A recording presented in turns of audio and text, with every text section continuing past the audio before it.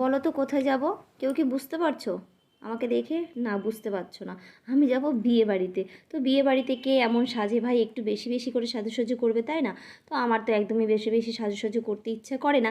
তারপরে আবার সেদিন একটু আমার শরীরটা খারাপ ছিল, তার জন্য আরও একদমই ইচ্ছা করছিল না। তো মোটামুটি হালকা পাতলাভাবে আমি একটু রেডি হয়ে নিয়েছি। বলো আমাদের কেমন লাগছে? আমাদের কেমন লাগছে? সবাই যদি ভালো লাগে তাহলে চলে যেও না, লাইক করে দিও। লাইক করে দিই। তাহলে যদি তোমরা যেতে চাও তাহলে আমাদের সঙ্গে চলো। চলো শুরু করে দাও। ভাবা যায় পাকা বুড়িটা কি বললো, বাবারে বাবা, মাথায় তো হাত পড়ে গেছে। তো চলো রেডি হয়ে গেছে, এখন একটু বিয়ে বাড়িতে যাই। তো এই হচ্ছে আমাদের বিয়ে বাড়ির, আর এটা হচ্ছে বিয়ে বাড়িতে ঢোকার গেট, আর পাশেই ছিল কফি আর ফুচকার স্টল। তো দেখো ফুচকার স্টলে কতটা ভিড় জমে গেছে। তো যাই হোক, এদিকে অশ্মি কফি নিয়ে নিয়েছে, আমিও কফি নিয়েছিলাম। তার আগে কিন্তু একটা কথা বলি, তার আগে কিন্তু বউকে গিফট দিয়ে চলে এসেছি, না দিয়ে যে খেতে বসে পড়েছি সেটা কিন্তু নয়। তো সেটা অশ্মি তুলতে একটু ভুলে গেছে। তো তারপর ভাবলাম যে তোমাদের সঙ্গে তো অশ্মি শেয়ার করতে পারিনি, তো আমি একটু ঘুরে দেখাই। তো দেখো ভেতরে ছিল অনেক লোকজন, আর এই মণ্ডপটা, বিয়ের মণ্ডপটা কত সুন্দর সাজিয়েছে না, আমার তো খুবই ভালো লাগছিল দেখে।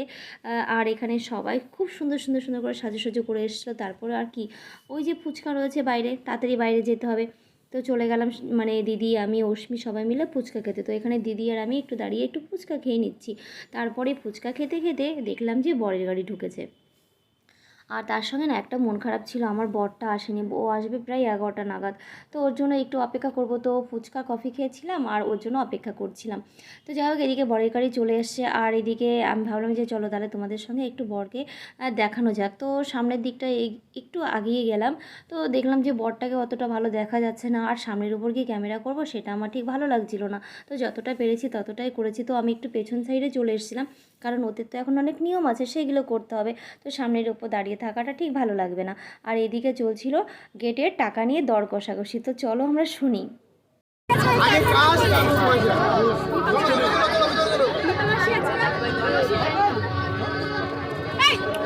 একদম না, একদম না।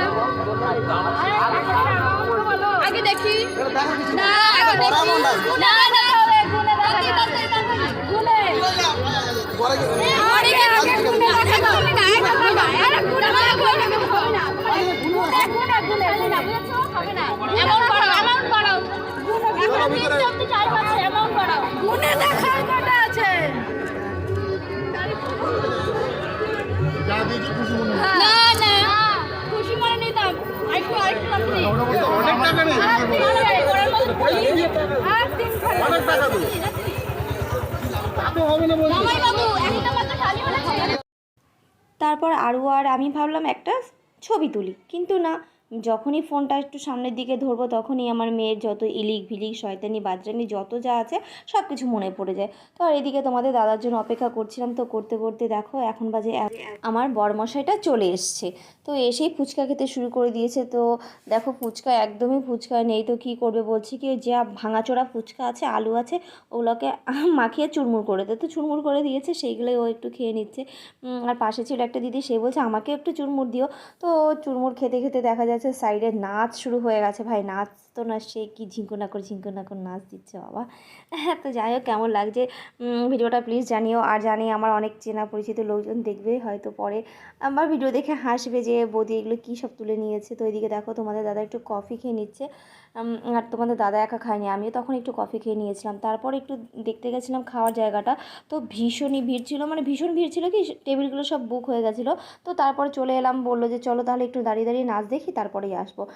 তো দাঁড়িয়ে দাঁড়িয়ে কিছুক্ষণ নাচ দেখলাম, আর এদিকে চলছিল মা মেয়ের একটু ইমোশনাল ছবি তোলা। তো যাই হোক, স্মৃতি এইটুকুই থাকবে। তো যাই হোক, এদিকে চলে এসেছি এবার খাওয়ার টেবিলে। তো আজকের মেনু কার্ড তোমাদের আমি দেখিয়ে দিলাম, তো তোমরা দেখে নাও মেনু কার্ডে আজকে কী কী ছিল। তারপর তো কি বলবো, আরুকে নিয়ে আমাকে বসতে হয়েছে, কারণ আরুকে তো কেউ খাওয়াতে পারবে না, আর ও একা অতটাও ভালোভাবে খেতে পারে না, তো ওকে তো আমার সামাল দিতে হয়। তো প্রথমেই ছিল পনির পাসিন্দা, তো যেটা আমার অনেকটাই প্রিয়, তো আমি না দুটো দিয়ে নিয়েছিলাম। তো এদিকে চলে এসেছিলো সাদা ভাত, আর অশ্মিকে বলেছিলাম বাবা তুমি একটুখানি যতটা যা পারো একটু ক্যামেরা করে দিও। তো আমরা তো বিয়ে বাড়িতে ভীষণ ভীষণ আনন্দ করেছি, মজা করে খাওয়া দাওয়া করেছি আর পাশেই ছিল। তো ভিডিওটা বন্ধুরা বড় করব না, এখানেই শেষ করে দেবো। তো আমার ভিডিও যদি ভালো লেগে থাকে তাহলে একটু সাপোর্ট করো। টাটা।